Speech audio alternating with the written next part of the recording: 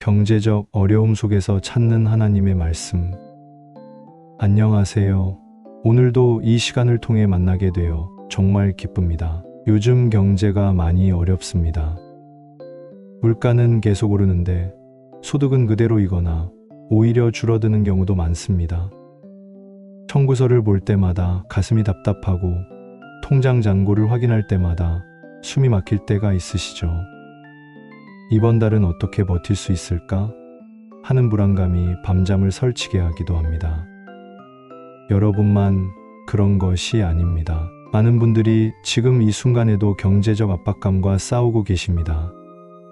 그 무거운 마음, 그 깊은 한숨, 그 불안한 시선 모두 이해합니다. 진심으로 공감합니다. 경제적 어려움이 주는 가장 큰 상처는 사실 돈의 부족함이 아닙니다. 그것이 가져오는 마음의 병입니다.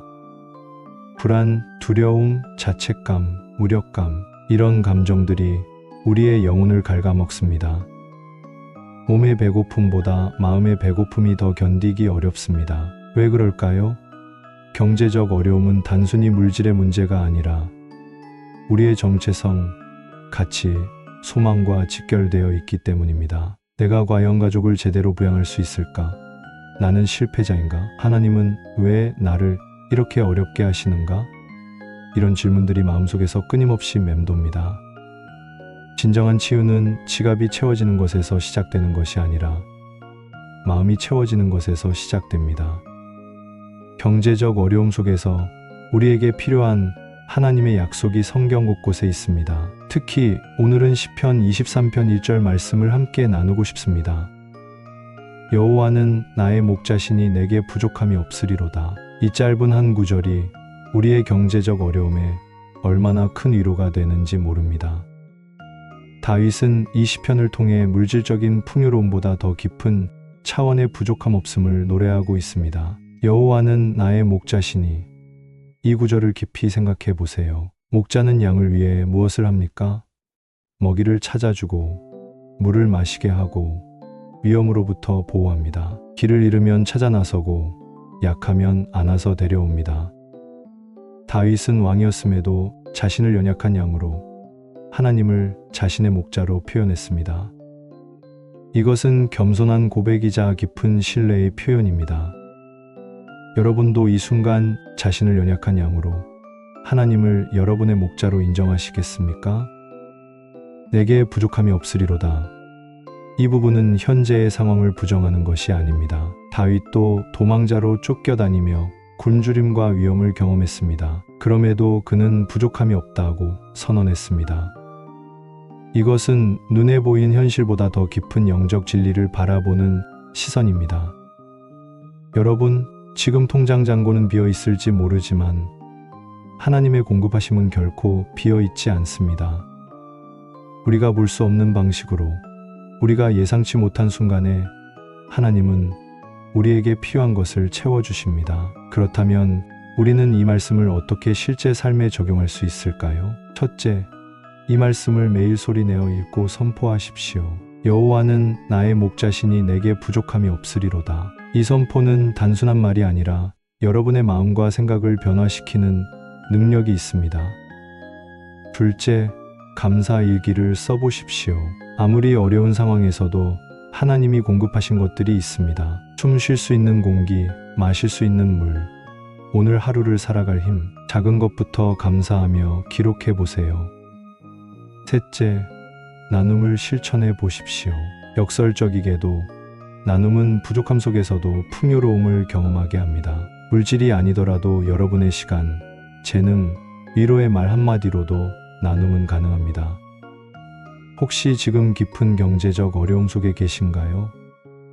이 말씀을 붙잡고 기도해 보십시오.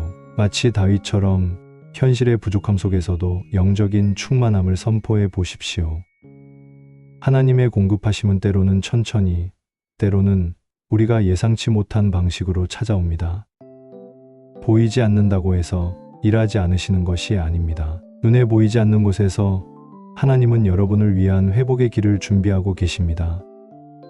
마치 씨앗이 땅속에서 보이지 않게 자라듯이 여러분의 경제적 회복도 이미 시작되었을 수 있습니다. 그것이 눈에 보이지 않아도 느리게 진행된다고 해도 하나님의 때에 반드시 열매를 맺을 것입니다. 여러분의 마음속에 평안이 자라나고 있습니다. 경제적 어려움 속에서도 내게 부족함이 없다는 확신이 커져가고 있습니다. 그 확신이 자랄수록 불안과 두려움은 줄어들 것입니다. 물론 그래도 지금 당장 청구서는 내야 하는데 왜 하나님은 도와주지 않으실까 하는 생각이 들 수 있습니다. 이것은 자연스러운 질문입니다. 성경의 인물들도 비슷한 질문을 했습니다. 하박국 선지자는 어찌하여 악인이 형통하고 의인은 고난을 받나이까? 라고 물었습니다. 욥은 극심한 고난 속에서 하나님께 이유를 물었습니다. 하나님은 그들의 질문을 책망하지 않으셨습니다.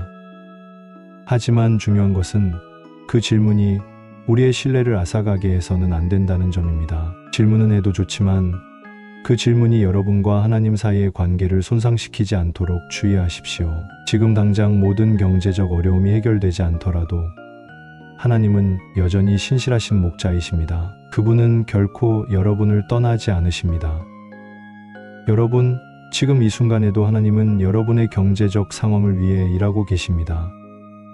보이지 않는 곳에서 여러분이 상상하지 못한 방식으로 하나님은 공급의 문을 열고 계십니다.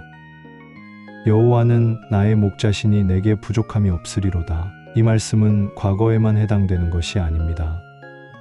지금 이 순간 여러분의 삶 속에서도 이루어지고 있는 현재 진행형의 약속입니다. 경제적 어려움이 여러분의 가치를 정의하지 않습니다. 통장 잔고가 여러분의 정체성을 결정하지 않습니다. 여러분은 하나님의 소중한 자녀이며 그분은 여러분에게 필요한 모든 것을 공급하실 것입니다. 그러니 오늘도 용기를 내십시오. 하루하루를 믿음으로 살아가십시오. 눈에 보이는 부족함에 시선을 고정하지 말고 보이지 않는 하나님의 풍성한 공급하심을 바라보십시오. 치유는 이미 시작되었습니다. 회복은 이미 진행 중입니다. 나는 이제 부족함 없이 살 것입니다. 왜냐하면 여호와가 나의 목자이시기 때문입니다. 만약 오늘 메시지가 여러분의 마음에 울림을 주었다면 지금 바로 아래 댓글에 이렇게 써주세요. 나는 이제 부족함 없이 살 것입니다. 이 댓글은 여러분이 믿음으로 드리는 강력한 고백이자 선언입니다. 그리고 이 영상이 좋았다면 좋아요 버튼을 눌러주시고 여러분이 사랑하는 분들과도 꼭 나눠주세요. 여러분의 한 번의 공유가 누군가의 삶을 변화시킬 수 있습니다. 하나님의 넘치는 축복이 여러분의 삶에 가득하기를 진심으로 기도합니다.